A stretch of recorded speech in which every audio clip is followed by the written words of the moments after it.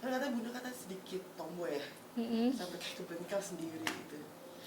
Emang aku tomboy ya, emang dari dulu tomboy sih gitu, cuman ya kalau lagi kerja ya ya udahlah, emang perlu pakai yang feminim ya feminim gitu, cuman ya emang lagi suka aja gitu karena kemarin itu mobil aku kan emang udah lama banget, udah 10 tahunan deh kalau nggak salah, jadi kayak harus direstorasi. Ketika habis direstorasi ternyata seneng gitu, modif-modif mobil tuh seru juga ya gitu. Terus kemarin ke bengkel karena mau PPF mobilnya Cici Italia, terus mau coating mobilnya Onyo, mau pasang karpet gitu. Ternyata perintilannya banyak ya. Kalau dulu kan kayak nggak tahu gitu loh, maksudnya nggak begitu tahu. Kalau sekarang kayak lagi mau dananin mobilnya dia juga mau dipasang karpet gitu. Nanti kalau udah setahun lebih mungkin atau 2 tahun gitu baru dipasang lampu-lampu kalian ya, kalau mau lampu-lampu. Tapi kan kalau sekarang mobil masih masih baru, sayang diapa-apain gitu, maksudnya aku ya udah nikmatin dulu aja. Jadi modif, kalau ke bengkel modif mobil tuh mulai suka nih bun.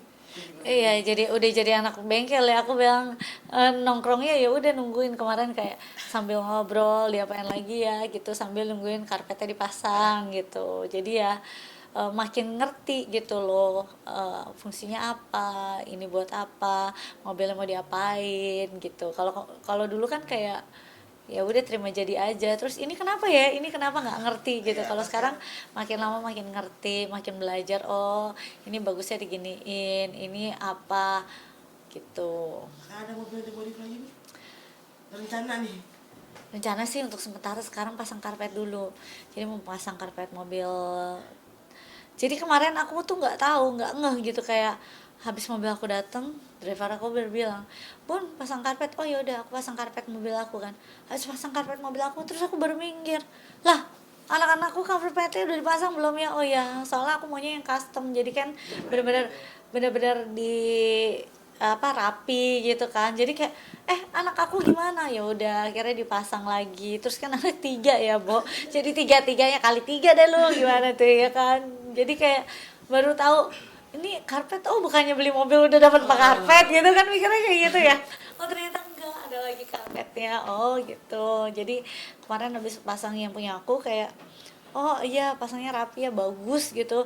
Makanya aku baru mau pasangin anak-anak aku gitu. Biasanya kalau dari perintilan karpet biasanya menyebar nih. Nggak Iya kelihatan biasanya gitu. menyebar. Kemarin tadinya mobil yang apa? Mobil yang merah itu mau diganti velgnya, tapi masih nanti deh gitu. Lihat dulu maunya warna apa, masih biasa mama ya, kalau pilih warna itu paling susah ya kan, masih galau mau warna apa kayak gimana gitu. Terus udah kayak gitu mau di Airsus lah katanya. Terus aku bilang, kalau Airsus kalau kita berat gimana ya, aman gak gitu kan.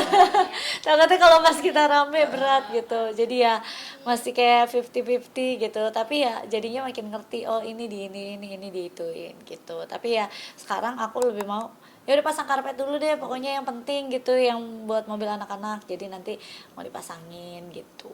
Bunda kalau melihat hal sesuatu selalu ingat anak-anak bun ya. Iya, ya pastilah, itulah, coba tanya semua ibu-ibu Iya pasti kan. kayak gitu kan. Yang didahulukan apa, anak-anak, Anak-anak. baru diri sendiri, biasanya kayak gitu. Tapi apa sih yang biasa kalau misalnya lagi ngobrol sama anak, hal apa sih yang biasa yang mereka ceritain gitu kan? Mereka ceritain tentang mereka di sekolah, mereka ngapain, cerita-cerita mereka lah, pokoknya mereka ceritain gitu. Terus udah kayak gitu, ya kadang yang ada crush lah, sekarang bahasanya kan anak-anak crush ya Crush, ternyata ya gitu. crush Crush, crush itu kayak ada cowok yang yang dia disuka. suka gitu ya kan. Aku juga apaan crush gitu ya kan. Oh ternyata gitu.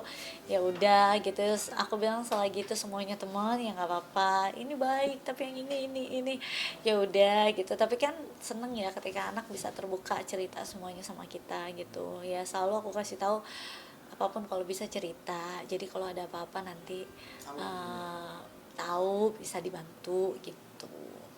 Pun dengan aktivitas seperti ini mungkin kondisi bunda mungkin gimana gitu kan? Dengan kondisi yang mungkin maksudnya kerja juga ngurus anak-anak juga mungkin kan, dengan bunda kan sempat sakit waktu itu. kondisinya ya tetap harus kerja, tetap harus ngurus anak-anak, itu dibawa enjoy aja kan, karena kata dokter aku juga yang paling penting kan jangan stres, dibawa relax aja dan dibawa doa ya kan, ya udah dijalanin aja kayak gitu. Karena kan kalau misalnya kita sakit terus udah kayak gitu kita cuma diem doang, kita cuma hanya meratapi, itu kan juga bukan solusi ya. Kita harus tetap menjalani hidup bukan gitu, jadi kita jalanin hidup dengan happy aja, maunya bahagia aja deh sama anak-anak gitu, karena emang sekarang lagi fokusnya sama anak-anak. Kalau itu sampai sakit ini apa, maaf lagi Kita ya itu. masih ada karena kan, nah orang tuh banyak yang ngomong kenapa sih kan, kenapa nggak dioperasi. Aku udah lihat beberapa hasil orang habis operasi kista di otak. Aku nggak tahu kistanya tuh letaknya sama kayak aku, nggak benar-benar nempel di batang otak atau tidak, tapi pernah. Jadi dia tuh berhasil, tapi dia senyumnya tuh gini, miring sebelah, jadi sarafnya kayak miring sebelah gitu. Nah itu kan kalau berhasil, kalau tidak berhasil ya bisa terjadi lumpuh gitu. Makanya aku belum belum kepikiran buat kesana gitu, buat operasi. Dan kata dokter aku juga selama tidak membesar ya biarkan saja gitu. Jadi ya kita sampai sekarang ya masih observasi aja, jadi bawa enjoy aja lah, jangan terlalu dipikirin gitu ya. Tetap dicek, tetap diperhatikan betul, tapi tetap harus di enjoy, dijalani, kehidupannya tetap berjalan gitu loh. Anak juga faktor penyemangat bunda juga sih. Iya dong, penyemangat, eh, pembuat rusuh, pembuat happy, membuat pusing juga kadang kan kalau misalnya mereka lagi berebutan lah, mereka lagi apa, tapi itu ya ceritanya gemes lah, lucu lah. Mereka tuh kayak hate and love relationship lah, kalau misalnya sama kakak beradik kan emang kayak gitu ya. Kadang mencari, ntar udah ketemu berantem, ya begitulah gitu. Itu sakit udah hampir 3 tahun lebih bu atau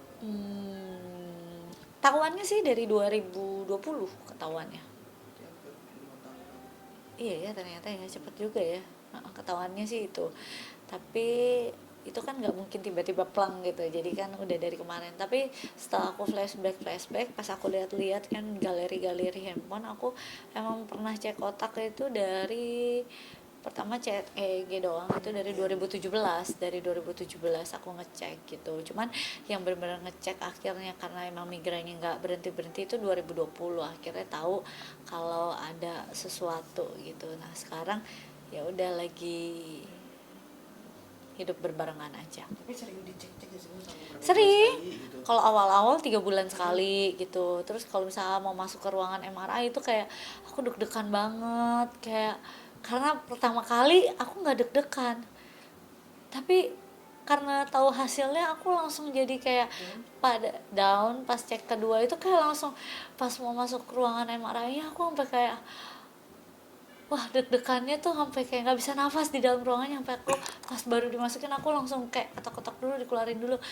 tenangin diri dulu, sampai ada yang nemenin tuh karena emang sepanik itu gitu, kayak panik dengan hasilnya sih sebenarnya gitu. Jadi kayak tiap kali mau ngecek tuh aku kayak Deg-degan ya Bu nih. nyiapin hati aku, ya Tuhan, deg-degan gitu. Tapi aku tipikalnya emang kalau ada apapun lebih baik tahu kan, daripada nanti kita nggak bisa mencegahnya gitu. Tapi tiap kali mau masuk ruangan MRI itu kayak aku takut banget gitu, kayak aduh udah nggak ngerti deh. Jadi kayak ini kalau mau disuruh cek lagi aku kayak boleh, tapi kayak Kan belum siap ya. iya kayak deg-degan gitu lah. Iya harus cek, oke, tapi deg-degan gimana gitu ya kan. Terus masuk ruangannya tuh sama berapa menit kan kita nggak boleh. Ya kalau kalau aku sih, aku dari baru mau masuk merem ya, karena pas melek aku juga kayak takut kan, ruangannya kan nggak begitu gede kan, kecil gitu kan, jadi kayak merasa pengap banget gitu. Jadi kayak aku dari mau mulai masuk terus kita kayak ditaruh kayak kerangkeng gitu, bukan kerangkeng sih, kayak bentuknya emang tutupan gitu. Jadi kayak ya begitulah, kalian coba cek aja sendiri. Jadi aku rada deg-degan lah gitu. Ini sekarang masih masih deg-degan sampai saat ini dok. Ya kalau tiap kali disuruh marah masih deg-degan masih deg-degan, tapi harus dijalanin gitu. Berarti emang cara satu-satunya emang operasi ya Bun, atau ada Iya. cara lain sih Bun maksudnya ngobatin? So far sih operasi ya, atau cuman minum painkiller buat ngilangin rasa sakitnya doang, tapi kan itu tidak menyembuhkan gitu ya. Doa aja lah.